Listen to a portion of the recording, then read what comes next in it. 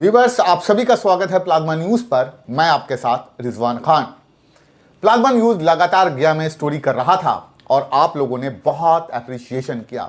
अभी मैं दिल्ली से हूं और हमारे साथ बहुत ही नामी इंसान, हमदर्द इंसान और लोगों की मदद करने वाले अकमल साहब हैं। अकमल साहब को दिल्ली में जितने हाई प्रोफाइल लोग हैं सब लोग जानते हैं, मगर इनका ताल्लुक गया से है।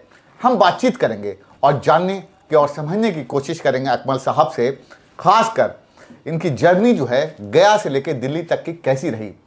अकमल साहब दिल्ली के बड़े बिजनेसमैन में जाने जाते हैं। अकमल भाई, आपने बहुत कीमती वक्त दिया, बहुत बहुत शुक्रिया।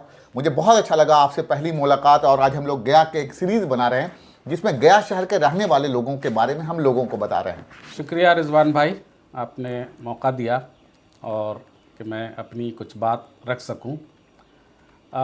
मेरा ताल्लुक़ भी गया से ही है और हमने गया कॉलेज से 12th करने के बाद जामिया से हमने इंजीनियरिंग किया। उसके बाद 3-4 साल गल्फ़ में रहे, मैकेनिकल मेरा बैकग्राउंड है।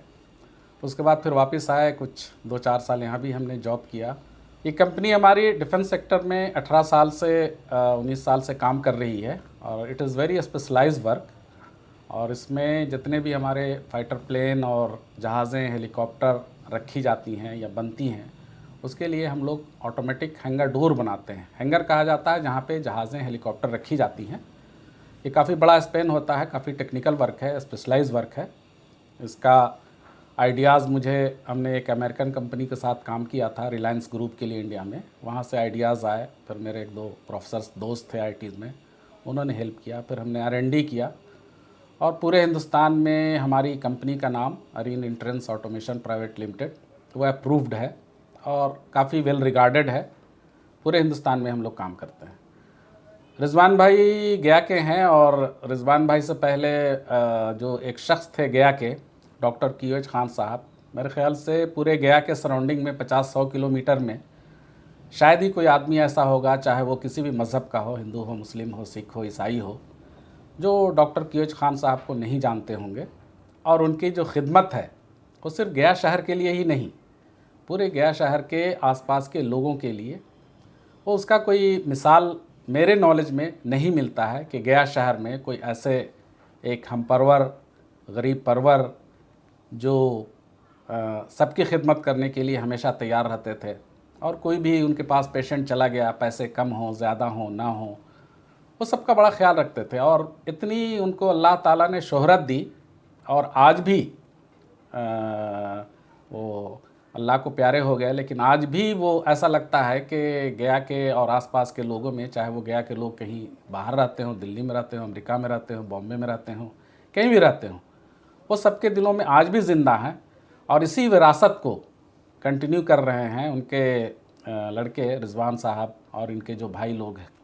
वही सोशल वर्क की जो लीगेसी जिसको कहा जाता है, जो QH खान साहब ने कायम किया था, और उसको ये कंटिन्यू आगे कर रहे हैं। एक प्लाज्मा स्कूल चला रहे हैं, काफ़ी मेहनत करते हैं। यहाँ पे भी कोचिंग चलाते हैं दिल्ली जामिया नगर में, जिससे काफ़ी बच्चे को फ़ायदा हुआ है। कोई किसी फील्ड में, कोई अब के मीडिया के फील्ड में, कोई इंजीनियरिंग में, कोई अलग सेक्टर्स में, अलग अलग सेक्टर्स में काफ़ी बच्चे इनके कोचिंग से जा चुके हैं और बड़े ये हमदर्द हैं। किसी ने पैसे कम दिए, ज़्यादा दिए, नहीं दिए, तो ये सबका ख्याल रखते हैं।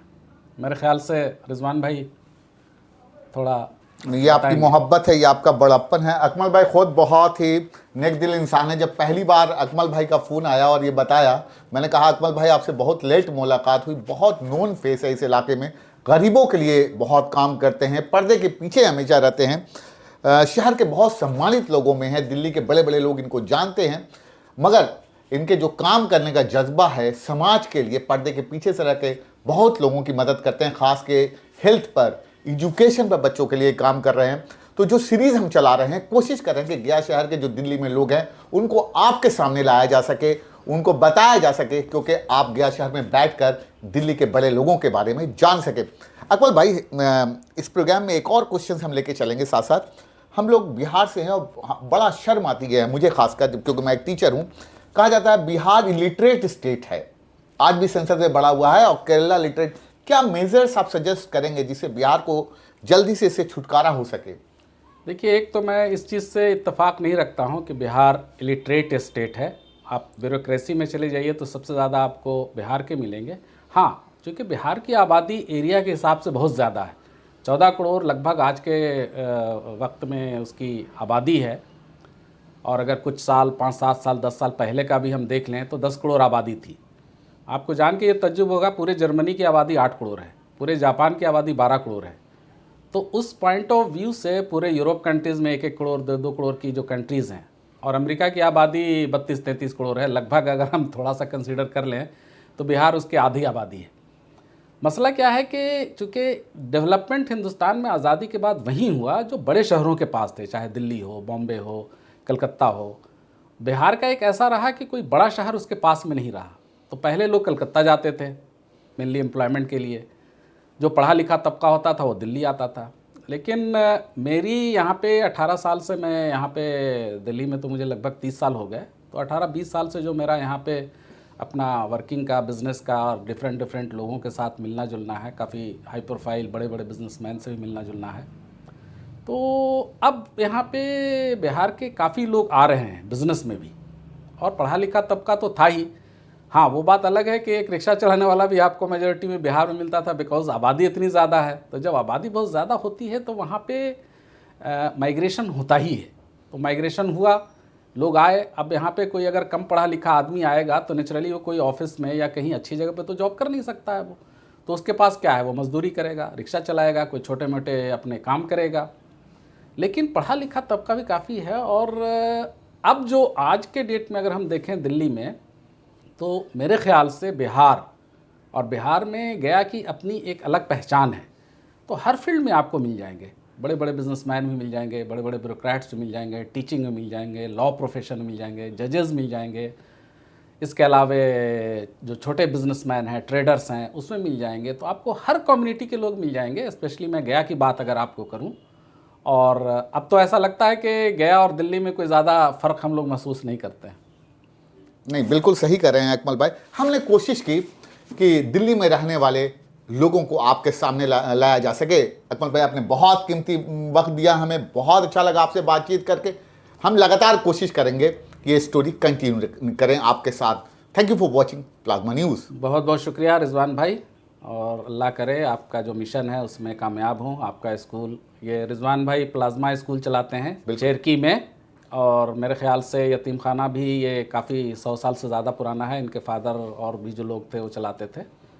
तो हम सब कोशिश करें किसी न किसी तरह से डायरेक्टली इनडायरेक्टली हर तरह का ताउन उसमें करें, और इनके रिजवान भाई को मजबूत करें, जिससे इन स्कूल में फ़ायदे हों, वहाँ से अच्छे बच्चे निकल सकें। और यही हम सब की एक सामाजिक जिम्मेदारी होती है। खुद कमाया खुद खाया, ये तो जानवर भी कर लेते हैं, तो हम तो इंसान हैं। इंसान की एक मोरल, सोशल, रिलीजियस रिस्पॉन्सिबिलिटी होती है कि हम सबका अपनी कैपेसिटी के हिसाब से सबकी खिदमत करें, ख्याल करें, चाहे वो किसी भी मज़हब का हो, किसी भी एरिया का हो, कम्युनिटी का हो। जी बहुत बहुत शुक्रिया आपका रिजवान भाई। आपका बहुत